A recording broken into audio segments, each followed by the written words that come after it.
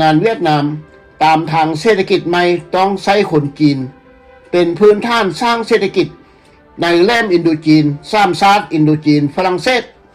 อันนี้เหตุผลของฝรั่งเศสที่ได้กล่าวเว้าอยู่ในชุมชนของประชาชนสาวฝรั่งเศสที่พาให้เขาเจ้าหัวควัน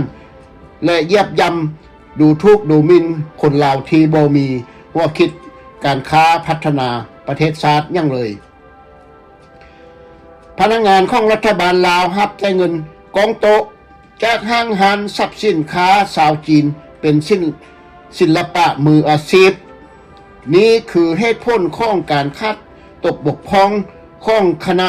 นำพารัฐบาลลาวและเจ้าหน้าที่ที่พวกเขาหูเห็นเต็มตาของความบอกเรา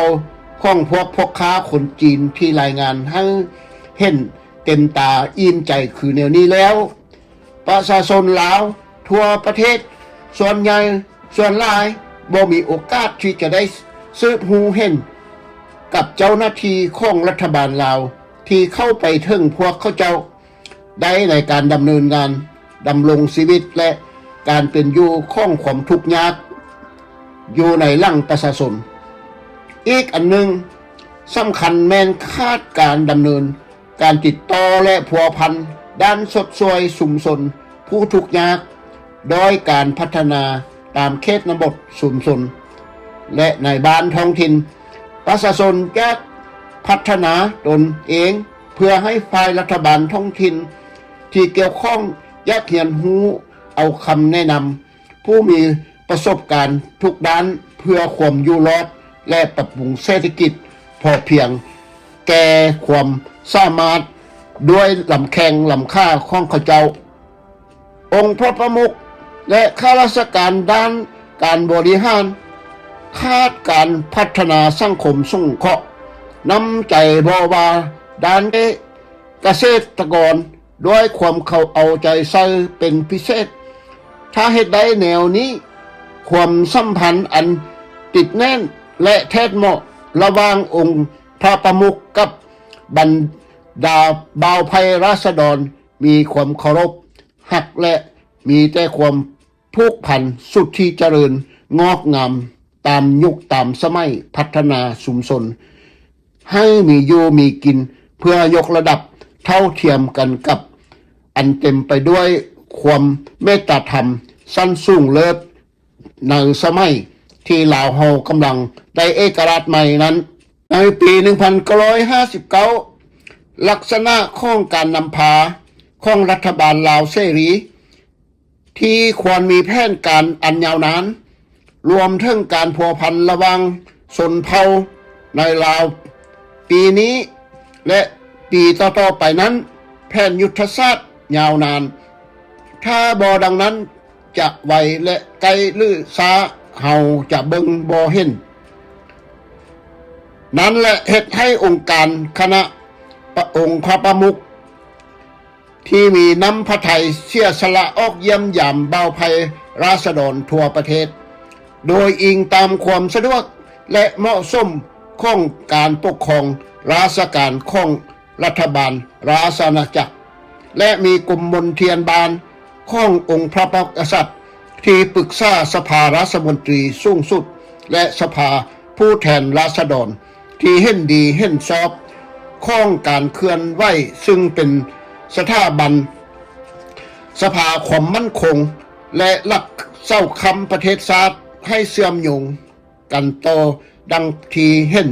อย่างชัดเจนดังนี้ 1. บ่เคยให้ยอมแพ้ในสิ่งที่ท้อแท้ 2. มักสิ่งที่ประชาชนพลเมืองมักเฮ็ดการพัฒนาชุมชน 3. บ่ฟังความเว้าข้านนินทาเล็กๆน้อยๆปล่อยให้มันเสียเวลา 4. ให้มีความเสี่ยงและสิ่งท้าทายต่อสิ่งแวดล้อมอ้อมข้าง 5. เฮ็ดบางสิ่งบางอย่างที่เห็นว่าสำคัญกว่าในสิ่งที่บ่เป็นประโยชน์ 6. ซุ่มใส่สัญญาณต่อภัยอันตรายไล่กว่าสิ่งที่บ่รบกวน 7. สอบคน5 บัญหาและ ให้ผู้แก้ไขกับการนำพาบริหารเศรษฐกิจ8ดึงดูดเอาคนที่สำเร็จพ้นฝึกพ้นมีความรู้และฉลาด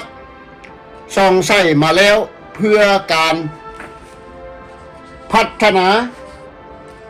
9มีผลิตภัณฑ์ธนาดีมีผลิตภัณฑ์ดีมีคุณภาพออกสู่การตลาดนำใช้ทั่วประเทศ10พรรคการเมืองและรัฐบาลราชอาณาจักรลาวและการนำพาองค์พระประมุขต้องเฮ็ดเวียกด้านมนุษย์สงเคราะห์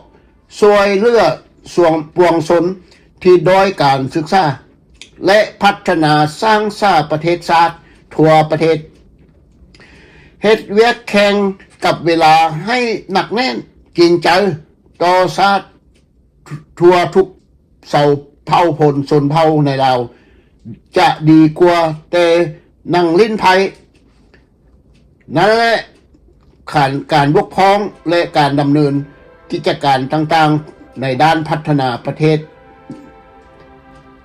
ปะปล่อยให้เสียเวลาสิ้นเปลืองไปเป็นแต่ละมือทางนี้บ่ว่าจะเป็นกิจการใดๆเท่าที่เห็นมาอย่างเด่นชัดและหูเห็นเต็มตาปัจจุบันมีเวลามีเงินดอลลาร์ใช้จ่ายอย่างบ่อันของการช่วยเหลือเงินและวัตถุบริจาคจากประเทศจากประชาชนต่างชาติที่เสียภาษีให้แก่รัฐบาลของเขาเจ้าแต่ต้องมีมือหนึ่งมันก็จะต้องหมดไปให้เอาใจใส่พัฒนาชุมชนผู้ทุกข์ยากที่เต็มไปด้วยหลายล้านคนทั่วประเทศสิ่งที่กล่าวมานี้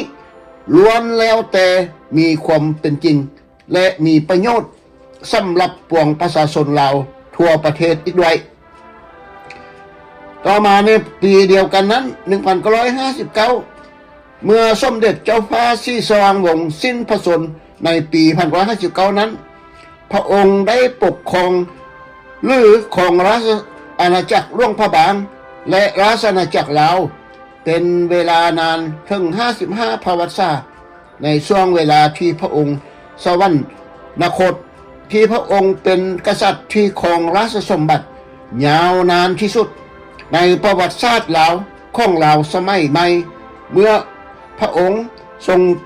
พระประสูติอยู่นั้นได้โปรดเกล้าให้สมเด็จพระบรมราชาโอรสธิราชเจ้าฟ้าสายศรีสว่างวัฒนาเป็นผู้สำเร็จราชการแผ่นดินแทนพระองค์ขึ้นของราชสมบัติแทนเมื่อพระองค์สวรรคตในปีเดียวกันนั้นการเสด็จสวรรคตของสมเด็จพระเจ้าศรีสว่างวงศ์ธรรมิกราช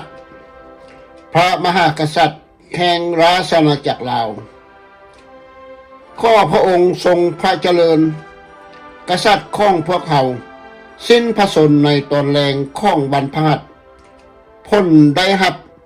ที่ให้แห่งนี้ได้หับการคาดกรณีไว้ว่าล่วงหน้าแล้วและหากมันสร้างความสลดใจในหมู่ประชาชนเบาภัยราษฎรบ่ต้องสงสัยเลยว่าผู้ศรัทธาของเฮาคาดหวังที่จะจากไปด้วยความอดกั้นมีเพียงการปล่อยทางศาสนาที่ยิ่งใหญ่เท่านั้นอาศัยบุญบารมีทั้งหมดที่พาคุ้มครองที่สามารถให้พระองค์จากพันภารกิจอันสูงส่งในการเป็นผู้นำประเทศของเฮาพระองค์ได้รับความสว่างจนถึงเกณฑ์แห่งความตายความสวรรคตความห่วงใยที่พระองค์ทรงมีต่อประเทศชาติของเฮาแสดงออก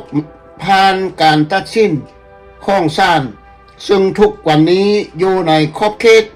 ระดับนานาชาติเฮาบ่เหมาะสมที่จะแสดงความ เคารพและการแสดงความเชื่อใจอย่างสุดซึ้งต่อราชวงศ์อย่างใดก็ตาม พวกเฮาก็จะ